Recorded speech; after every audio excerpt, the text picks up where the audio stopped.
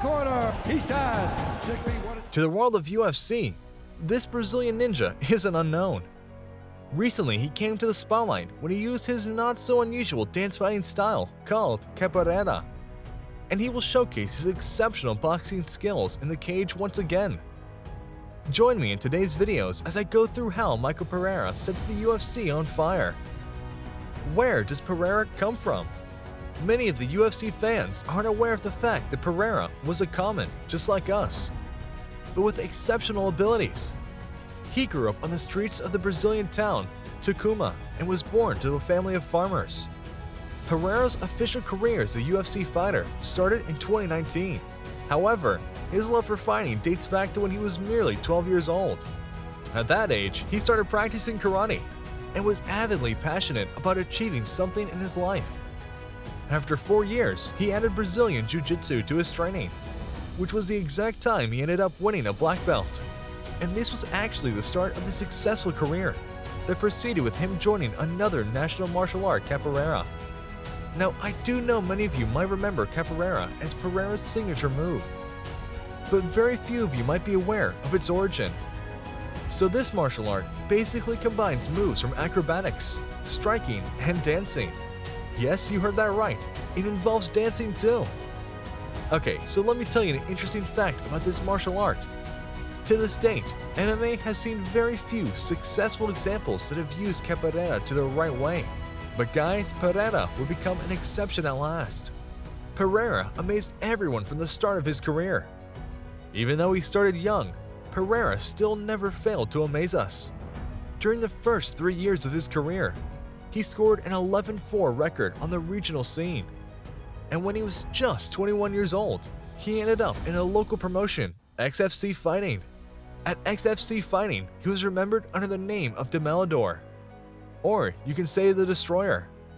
And after all guys, the name perfectly fit his personality too, because at that time, he began his career there with 2 solid performances. And when Pereira started to portray his wild yet magnificent skills, he wandered around the world with varying success. It was not too late when he started to play on various continents, including Asia and Europe. And guys, the Europe match was the same in which he won the SBC welterweight title along the way. And as he received the submission victory in just 51 seconds, he was immediately invited to the major Korean organization, Road FC. At that time, he was paired with Hai Jun, who had already won 4 of his last 5 fights. The fight actually took place in the middleweight division. And guys, this is the main match where Pereira showcased his Capoeira skills.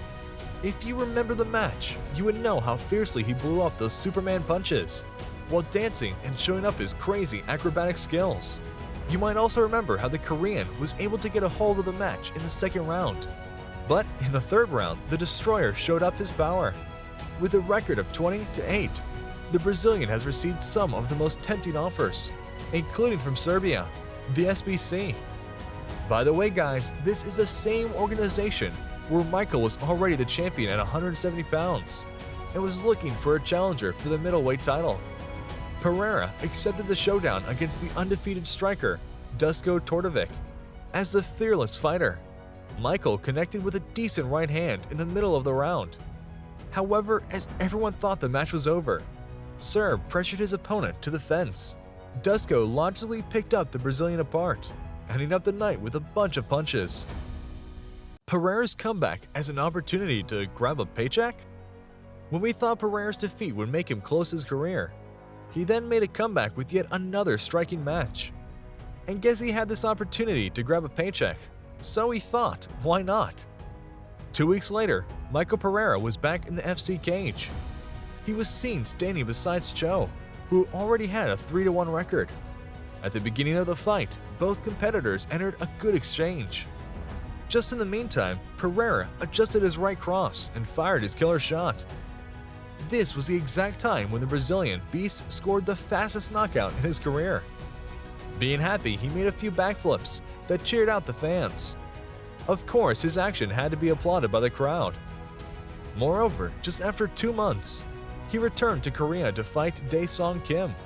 If you guys don't know, Dae-Sung Kim holds 4 and 5 records.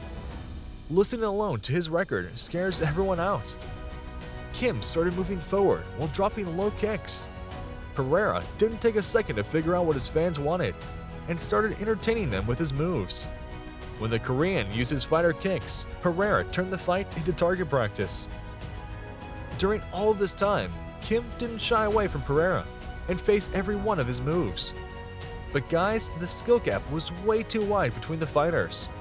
Pereira's moves won everyone's hearts eventually, and the UFC also approved his moves. Pereira's welcome into the UFC. Honestly, every fan of Michel Pereira was indeed very happy for him to enter the UFC.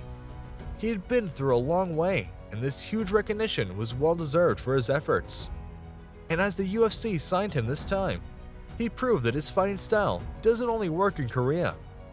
He started next to Danny Roberts in 2019, and a huge crowd gathered to witness Pereira's artistic moves. Michel Pereira kept using his iconic and unusual footwork throughout the match. Not to forget Pereira's Superman punches that actually got him a finish in the very first round. Following these supreme moves, Pereira used his knee to get himself his first victory in the octagon and performance of the night bonus. This was the start of Pereira's career as a UFC fighter, landing in opposition to former Rise champion Tristan Connolly. The match started with Pereira entertaining his fans with his casual breakdance moves. But guys, the Canadian fella had his own plans sorted out for the night. Michel used his signature moves with Tristan and drove the Vancouver crowd crazy. But what made the match more intriguing was when Tristan actually interfered in Pereira's moves. Like, the Canadian didn't let the Brazilian fighter complete his signature kills. That was shocking because fans never expected this to happen. Even though Pereira was impressive yet inefficient, Pereira's moves were fully stopped when Tristan played his grinding style, to which Pereira had no answer. After exchanging moves, Pereira and Tristan were given a W on their scorecards after exchanging moves. But this didn't put Pereira to quit his career. He learned his lesson and was back in the octagon after 5 months. And this time, his dancing partner was none less than Diego Sanchez, aka The Nightmare. This time, Pereira used his signature moves, but he focused on the body more. Even though Diego tried his best to combat, the victory still seemed like it belonged to Pereira. But as the fans were all excited that Pereira was going to have the victory, an event happened that disappointed us all. So, Pereira kicked Diego in his head and disqualified him from the match. So his own actions landed him in some huge trouble. Future for the champ. Even though he has about 11 losses on his record, Pereira is now on a winning streak.